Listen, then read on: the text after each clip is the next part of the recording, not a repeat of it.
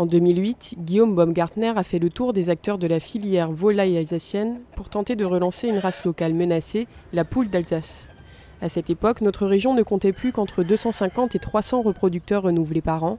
Aujourd'hui, 3 exploitations élèvent près de 3000 têtes au total, et parmi elles, la ferme Schmitt à Bischofsheim, qui concentre à elle seule les 2/3 du cheptel alsacien. Cette exploitation élève en parallèle 17 000 canards et 2000 oies par an et cultive 27 hectares de céréales, en plus de ses 10 hectares de vergers et jachères.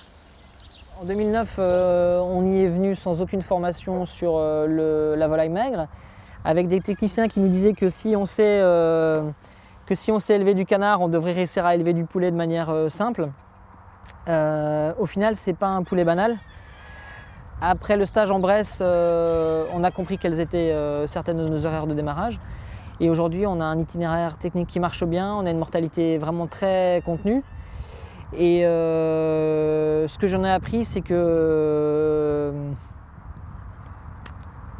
le jeu en vaut la chandelle. C'est vraiment très compliqué. C'est vraiment très compliqué, mais le résultat à la sortie, on a vraiment une viande qui est exceptionnelle. Les gens sont tous convaincus.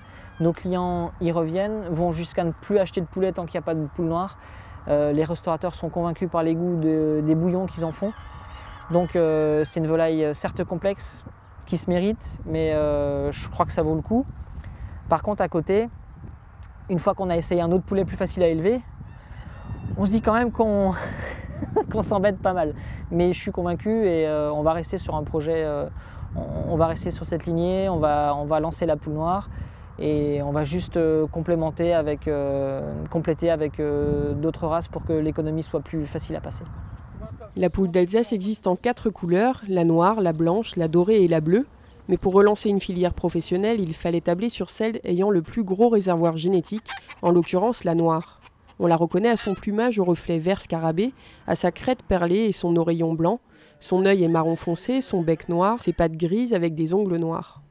Il s'agit d'une race mixte, œufs et viande, qui, comme beaucoup de races locales, a vu ses effectifs fondre à partir des années 50 au profit de races à fort rendement. Alors c'est la poule de basse-cour, comme on l'entendait avant, c'était donc une poule qui savait tout faire. Tout faire dans certaines limites, donc 200 œufs par an, quand les plus productives aujourd'hui font quasiment 9 par jour. Donc 180 à 200 œufs par an, 200 on y arrive. Donc un modèle économique, si on voulait relancer un poulailler en poule d'Alsace, il faudrait revoir toutes les tables économiques actuelles sur les races productives, il faudrait voir si ça passe. Et en viande, des carcasses, puisqu'on parle de mixte, il y a l'œuf et la viande. Sur la chair, on va avoir des poules qui font 900 grammes les premières poulettes à 5 mois, 1,2 kg à 1,4 kg les poules à 6 mois. Et les coqs font entre 1,8 kg et 2,2 kg. Donc les coqs, c'est déjà une belle taille de carcasse, en tout cas pour notre clientèle à nous, à la ferme Schmitt. Et les poulettes, pareil, 1,2 kg, c'est vraiment idéal pour une petite famille de 2 personnes et un enfant, ou jusqu'à 4 personnes, ça passe quand même. Concrètement, la ferme Schmitt récupère les poussins à un jour en provenance du centre de sélection de Béchanne, dans l'Ain, et les place en poussinière dont la température, l'humidité et la ventilation sont automatiquement gérées durant 6 semaines. Les volailles sont ensuite transférées en cabanes déplaçables au sein d'un parc jusqu'à leurs 6 mois, avec à leur disposition 2,50 m à 3 m² d'espace vert par poule. Alors le principe pour toute la filière professionnelle, pour tous les gens qui voudraient ou voudront en élever, c'est que l'association des éleveurs gère la couvage auprès du centre de sélection de Béchanne. Le centre de sélection de Béchanne, c'est un centre de sélection qui fait toute la sélection, la couvage pour les poulets de Bresse, et sélection et accouvage pour différentes races anciennes en France. Et l'éleveur va nous acheter à l'association les poussins que nous, on aura margé des frais de fonctionnement et des frais de sélection. Donc aujourd'hui, on sort un poussin fermier, ça va sortir au plus bas à 30 centimes jusqu'à 70 centimes selon les souches. Une poule d'Alsace, elle va sortir à 1,50 € à peu près. Donc l'éleveur qui est intéressé nous prend les poussins. On lui montre un exemple de technique qui est l'exemple qui est ici, qui est inspiré des bâtiments déplaçables bressans. Et d'autres ont des bâtiments fixes, ça dépend quoi. Il y a un petit peu de tout. En fait, c'est une filière la plus libre possible qui peut répondre à tous les volaillers qui veulent rester indépendants.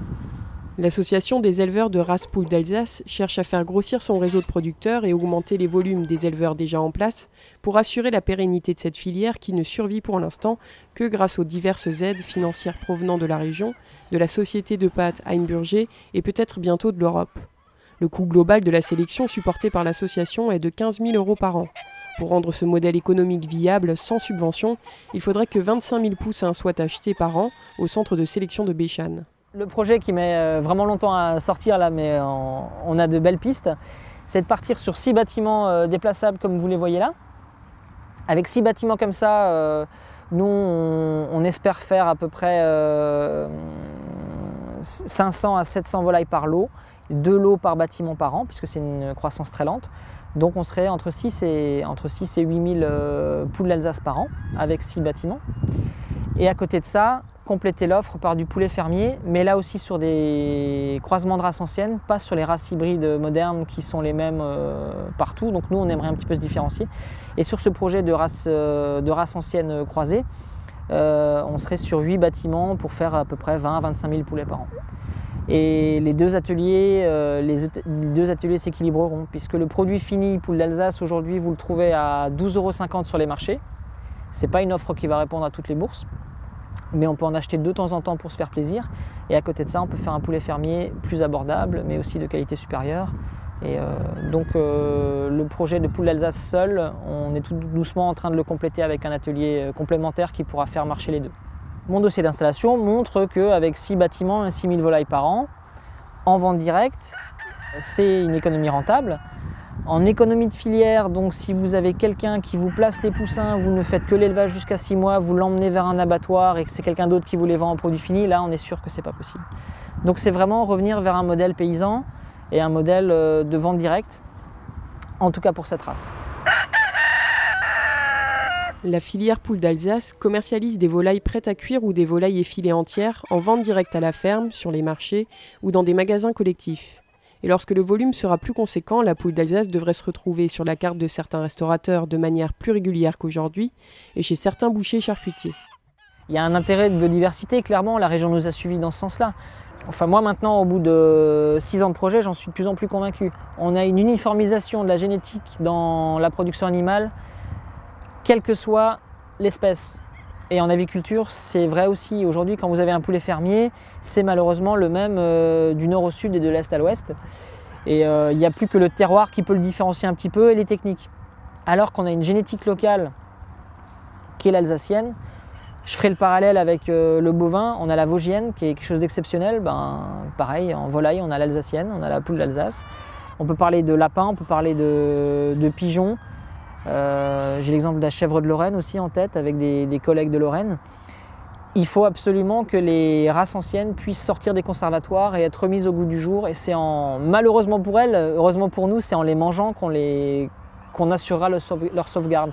L'aspect conservatoire, c'est vraiment dommage, c'est de l'argent, c'est du zoo et on n'aimerait pas les voir finir en zoo. Je préfère les voir sur un parcours destiné à la consommation humaine, avec un renouvellement des cheptels et assurer ainsi leur survie.